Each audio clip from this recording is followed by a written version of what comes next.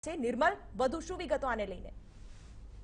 શિવાની, જે રીતે લોકસભા ચૂંટણીમાં આજે ઉમેદવારી ફોર્મ ચકાસણીનો છેલ્લો દિવસ છે અને તેમાં આજે ગાંધીનગર લોકસભા બેઠક પર પણ આ રીતે ફોર્મ ચકાસણી થઈ છે. કોંગ્રેસ અને ભાજપના બંને ઉમેદવારોના એજન્ટ અહીં આવ્યા હતા અને તેમના દ્વારા ફોર્મ ચકાસણીમાં હાજરી આપવામાં આવી હતી.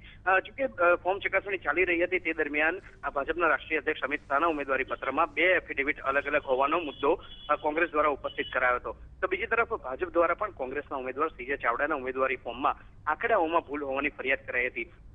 ગાંધીનગર લોકસભાના ઉમેદવાર ભાજપના રાષ્ટ્રીય અધ્યક્ષ અમિત શાહ અને કોંગ્રેસના ઉમેદવાર સીજે ચાવડાના ઉમેદવારી પત્રની ચકાસણી હાલના તબક્કે તો પૂર્ણ થઈ ગઈ છે. આ બંને પ્રકારની જે ફરિયાદો હતી તેની જે જિલ્લા ચૂંટણી અધિકારી છે તેમના દ્વારા ફરિયાદોની ચકાસણી પણ કરવામાં આવી છે અને આખરે નિર્ણય એવો લેવામાં આવ્યો છે કે બંનેના વાંધા જે છે તે નકારી નાખવામાં આવ્યા છે અને વાંધા નકાર્યા બાદ બંને ઉમેદવારોના ફોર્મ જિલ્લા ચૂંટણી અધિકારીએ માન્ય રાખી દીધા હોવાની સૂત્રીય માહિતી પ્રાપ્ત થઈ રહી છે. એટલે વાંધા તો રજૂ કરવામાં આવ્યા છે પરંતુ આખરે બંને ઉમેદવારોના ફોર્મ મંજૂર થઈ ગયા છે.